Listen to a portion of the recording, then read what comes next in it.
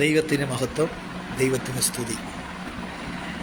എല്ലാ സ്നേഹിതർക്കും കർത്താവ് യേശു ക്രിസ്തുവിൻ്റെ വിലപ്പെട്ട നാമത്തിൽ സ്നേഹവന്ദനം അറിയിക്കുന്നു. ഓരോ നിമിഷവും ദൈവം നമ്മെ അതിശയകരമായി നടത്തുന്നു. അനവധിയായ നന്മകൾ, അനവധിയാകുന്ന അനുഭവങ്ങൾ, ജീവിതത്തിലെ സാഹചര്യങ്ങൾ ഒക്കെ ദൈവം നമ്മുടെ ജീവിതത്തിൽ കടത്തിവിടുന്നു. അതൊക്കെ നമുക്ക് നന്മയ്ക്ക് കാരണമാണ്. നമുക്ക് ലഭിച്ച നന്മകൾക്ക് നാം ദൈവത്തോട് നന്ദി പറയുമ്പോൾ തന്നെ നമുക്ക് ലഭിച്ച അനുഗ്രഹങ്ങൾക്കും നമുക്ക് ലഭിച്ച ഉയർച്ചകൾക്കും നാം ദൈവത്തോട് നന്ദി പറയുമ്പോൾ തന്നെ നമ്മുടെ ജീവിതത്തിൽ നിന്ന് പരാജയങ്ങൾക്കും നാം നന്ദി പറയണം. നമ്മുടെ ജീവിതത്തിൽ നിന്നുള്ള വീഴ്ചകൾ, പരാജയങ്ങൾ, ചില വേദനകൾ, ചില പ്രതികൂലങ്ങൾ, ചില ഒറ്റപ്പെടലുകൾ, ചില ഏകാന്തതകൾ, ചില മുറിവുകൾ, ചില സാഹചര്യങ്ങൾ, ഇതിനൊക്കെ നാം നന്ദിയുള്ളവരായിരിക്കണം. കാരണം ചില വേദനകൾ വന്നതുകൊണ്ടാണ് മാനസികമായി നമ്മൾ ഉറപ്പുള്ളവരായി മാറാൻ കാരണമായത്.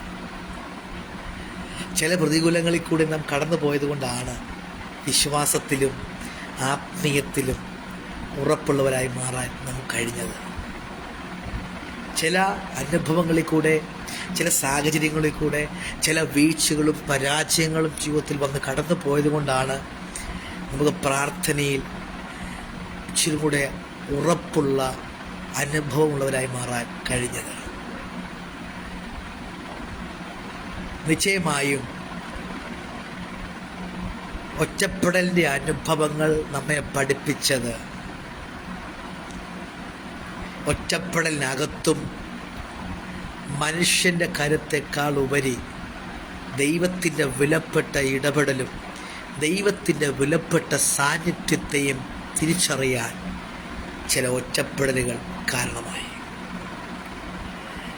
ചില ഏകാന്തതകൾ, ചില ഒറ്റപ്പെടലുകൾ, ചില മുറിവുകൾ, ഇതൊക്കെ നമ്മുടെ ജീവിതത്തിൽ മനുഷ്യർ നമ്മുടെ അകന്നു നിന്നപ്പോഴും പ്രിയപ്പെട്ടവരും ബന്ധുക്കളും ചാർച്ചക്കാരും കൂടെ നിൽക്കുമെന്ന് പറഞ്ഞവരുമൊക്കെ മാറി നിന്നപ്പോൾ സർവകൃപാലുവായ ദൈവത്തിൻ്റെ കരുതലും കൃപയും ആഴമായിട്ട് അനുഭവിപ്പാൻ നമുക്ക് ദൈവം തന്നിരിക്കുന്ന ആ സാഹചര്യങ്ങൾക്കായി നാം ദൈവത്തിന് നന്ദി പറയണം. ദൈവത്തെ അല്പം കൂടെ അനുഭവിച്ചറിയുവാൻ, രുചിച്ചറിയുവാൻ, ചേർന്നിരിപ്പാൻ നമുക്കത് കാരണമായല്ലോ. എല്ലാവരും വിജയങ്ങളിൽ സന്തോഷിക്കുന്നവരാണ്, നല്ലതാണ്. വിജയങ്ങളിൽ നാം സന്തോഷിക്കുക തന്നെ വേണം. പക്ഷെ നമ്മുടെ വിജയങ്ങളിൽ നാം നിഗളിക്കരുത്. നമുക്ക് ലഭിച്ച വിജയങ്ങളിൽ നമ്മൾ അഹങ്കരിക്കരുത്. നമുക്ക് ലഭിച്ച വിജയങ്ങളിൽ അഹങ്കരിക്കുവാനോ നിഗളിക്കുവാനോ പാടില്ല. വിജയങ്ങളിൽ നാം സന്തോഷിക്കുമ്പോൾ തന്നെയും പരാജയങ്ങളിൽ പഠിക്കുവാനും നാം തയ്യാറാകണം. വിജയത്തിനകത്തുനിന്ന് നമുക്ക് പഠിക്കുവാനുണ്ട്. കാരണം വിജയവും പരാജയവും ഒത്തിരി ലെസൺസ് നമുക്ക് തരുന്നുണ്ട്. വിജയത്തിനകത്തുനിന്നും നമുക്കൊത്തിരി കാര്യം പഠിക്കണം. താഴ്മയോടെ, വിനയത്തോടെ, നിഗള മനോഭാവമില്ലാതെ, അഹങ്കാര ചിന്തയില്ലാതെ ആ വിജയത്തെ കൈകാര്യം ചെയ്യാൻ കഴിയണം. പരാജയത്തെ നാം നേരിടേണ്ടി വരുമ്പോൾ അവിടെ നിരാശയോടെയോ പ്രതികൂല വേദനയോടെയോ ഒന്നുമല്ല അതിനെ നേരിടേണ്ടത്. ആ പരാജയത്തിനകത്തും നമുക്ക് ചിലത് പഠിക്കുവാൻ, നമ്മുടെ മാനസിക അനുഭവങ്ങളെ ഒന്നുകൂടെ ഉറപ്പിക്കുവാൻ, നമ്മുടെ ജീവിതത്തിൽ നമ്മുടെ വിശ്വാസത്തിനും നമ്മുടെ ആത്മീയതയ്ക്കും നമ്മുടെ വ്യക്തിപരമായ ജീവിതത്തിനും ഇച്ചിരി കൂടെ ഉറപ്പും ധൈര്യവുമുള്ളവനാകുവാൻ പരാജയങ്ങൾ കാരണമാകണം. അപ്പോൾ പരാജയവും നമ്മുടെ ജീവിതത്തിലെ ചില ഉയർച്ചയ്ക്കും ചില എഴുന്നേൽപ്പിനും ചില നന്മയ്ക്കും അതൊരു കാരണമായി എന്നുള്ളത് നാം മനസ്സിലാക്കണം. പരാജയത്തിനകത്തുനിന്ന് വിജയിച്ചു വരുന്നവർ എന്നും അവർ ശക്തന്മാരാണ്.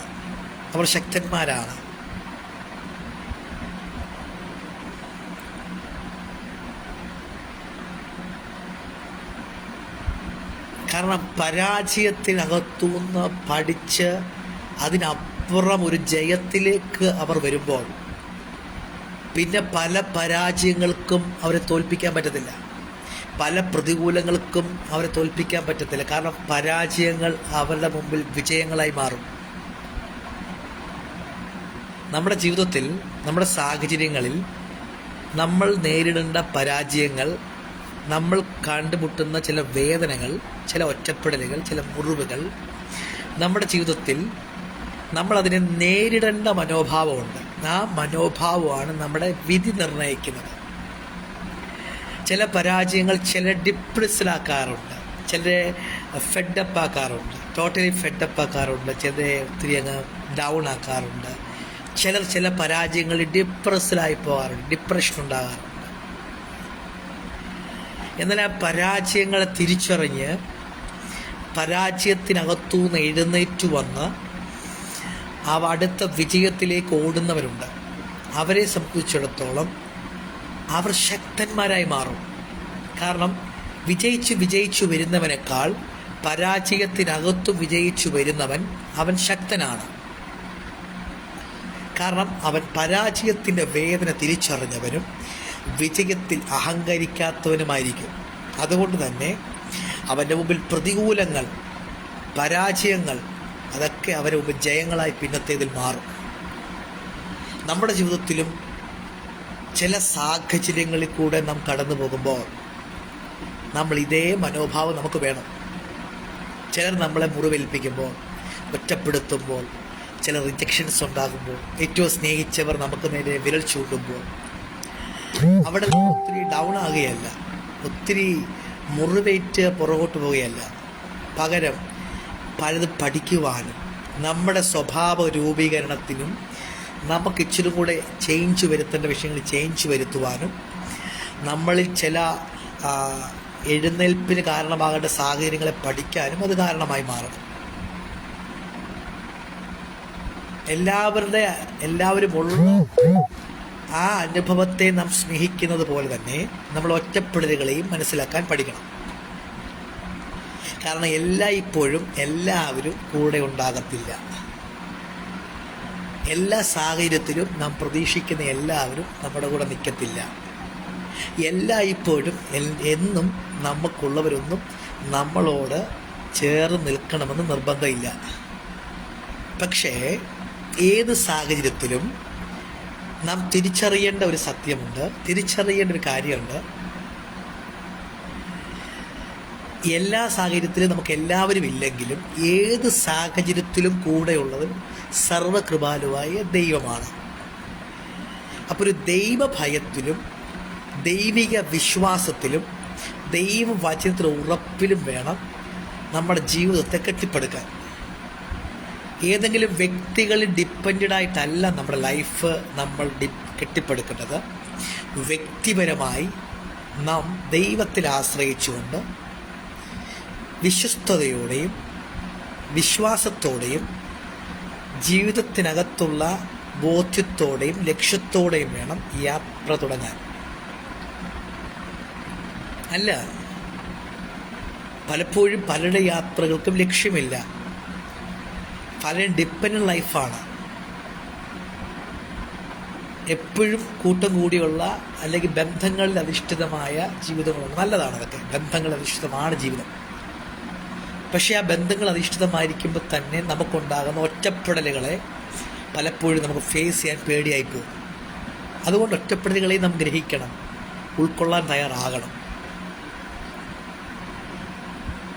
നമ്മൾ ഇന്ന് കാണുന്ന എല്ലാവരും, ഇന്ന് നമ്മുടെ കൂടെ നിൽക്കുന്നവരെ, തോളെ കൈയിടുന്നവരെ, എന്ത് വന്നാലും ഞാൻ നിൻ്റെ കൂടെ തന്നെ കാണും എന്ന് പറയുന്നവരെല്ലാം എന്നും കൂടെ നിൽക്കണമെന്ന് ഒരു നിർബന്ധവും. അവരേത് നിമിഷവും ടാറ്റ പറഞ്ഞ് മാറിപ്പോകും. അവിടെ നാം മനസ്സിലാക്കണം, അവിടെ നമുക്ക് വ്യക്തിപരമായ ദൈവത്തോടുള്ള നല്ല ബന്ധമുണ്ടായിരിക്കണം. അവിടെയാണ് ജയപരാജയങ്ങളെ നമ്മൾ ഉൾക്കൊള്ളുന്ന വ്യക്തിത്വമായിരിക്കണം. ജയിച്ചു പോകുന്നതിനേക്കാൾ പരാജയത്തെയും ജയത്തെയും ഉൾക്കൊള്ളാൻ കഴിയുന്ന മനസ്സുള്ളവൻ അവൻ്റെ ജീവിതത്തിൽ അവൻ താഴ്ചകളെ പിന്നത്തേതിൽ ഉയർച്ചയ്ക്ക് ചവിട്ടുപടിയാക്കി മാറ്റും. ഞാൻ ഇതിൻ്റെ ശബ്ദം കേൾക്കുന്നവരെ നിങ്ങളോട് പറയട്ടെ, നിങ്ങളുടെ ജീവിതത്തിൽ നിങ്ങൾ നല്ലൊരു ലീഡറാകാൻ ആഗ്രഹിക്കുന്നെങ്കിൽ, നിങ്ങൾ നല്ലൊരു ഉയർച്ചയുടെ ചവിട്ടുപടികൾ കയറാൻ ആഗ്രഹിക്കുന്നെങ്കിൽ, നിങ്ങൾ ആദ്യം മനസ്സിലാക്കേണ്ടത് പ്രതികൂലങ്ങളെ ഫേസ് ചെയ്യാൻ നിങ്ങൾ പഠിക്കണം, ഒറ്റപ്പെടലുകളെ ഉൾക്കൊള്ളാൻ പഠിക്കണം, വേദനകളെ തരണം ചെയ്യാൻ പഠിക്കണം, മുറിവുകളെ ഹാൻഡിൽ ചെയ്യാൻ പഠിക്കണം, പ്രതികൂലങ്ങളെയും പരാജയങ്ങളെയും മനസ്സിലാക്കാൻ പഠിക്കണം, വിജയത്തിൽ അഹങ്കരിക്കാതിരിക്കാൻ പഠിക്കണം. ഇതൊക്കെ അങ്ങനെ വ്യക്തികൾ എന്നും നല്ല ലീഡറായിട്ട് നല്ലൊരു ഉയർച്ചയ്ക്കിലേക്ക് മാറുന്നവരായി മാറും. എല്ലാത്തിനേക്കാൾ ഉപരി ദൈവകൃപയിലും ദൈവവചനത്തിലും ദൈവഭയത്തിലും ജീവിക്കുവാൻ കഴിയട്ടെ. അതിനൊക്കെ ദൈവം നിങ്ങളെ സഹായിക്കട്ടെ. നിങ്ങളുടെ ജീവിതത്തിൽ നിങ്ങളൊരു അനുഗ്രഹമായിട്ട് മാറട്ടെ. നിങ്ങളുടെ ജീവിതത്തിൽ നിങ്ങൾ മറ്റുള്ളവർക്കൊരു അനുഗ്രഹമാകട്ടെ. നിങ്ങളുടെ ജീവിതത്തിൽ നിങ്ങളുടെ പ്രിയപ്പെട്ടവർക്ക്, നിങ്ങളെ സ്നേഹിച്ചവർക്ക്, നിങ്ങളെ വേദനിപ്പിച്ചവർക്ക് നിങ്ങൾ അനുഗ്രഹമാകണം. ഞാൻ എപ്പോഴും വാക്ക് പറയും, നമ്മളെ സ്നേഹിക്കുന്നവരെ സ്നേഹിക്കാൻ എളുപ്പമാണ്. നമ്മളെ സ്നേഹിക്കുന്നവരെ സ്നേഹിക്കാൻ നമുക്ക് എളുപ്പമാണ്. പക്ഷെ നമ്മളെ മുറിവേൽപ്പിച്ചവരെ, നമ്മളെ വേദനിപ്പിച്ചവരെ സ്നേഹിക്കാൻ ബുദ്ധിമുട്ടാണ്.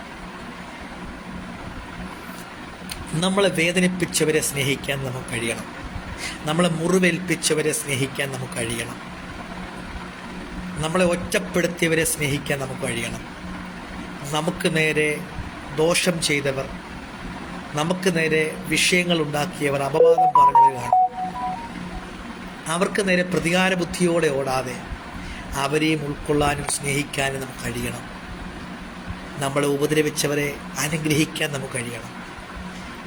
നമ്മളെ മുറിവേൽപ്പിച്ചവരെ ചേർത്ത് പിടിക്കാൻ നമുക്ക് കഴിയണം.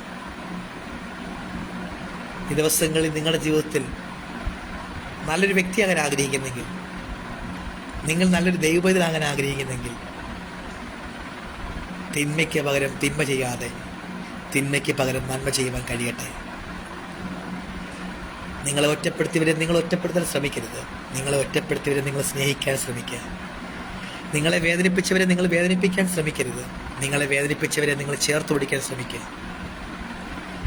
നിങ്ങൾക്കെതിരെ ദോഷം ചെയ്തവരെ അതേ പാതയിൽ നിങ്ങൾ അവർക്ക് ദോഷം ചെയ്യാൻ ശ്രമിക്കരുത്. നിങ്ങൾക്ക് കഴിവുള്ളിടത്തോളം അവർക്ക് നിങ്ങൾ നന്മ ചെയ്യുക. നിങ്ങളുടെ ജീവിതം നിങ്ങൾ അനുഗ്രഹമാകട്ടെ, ശുഭകരമാകട്ടെ, ശോഭനമാകട്ടെ. May God bless you all. Amen. Thank you.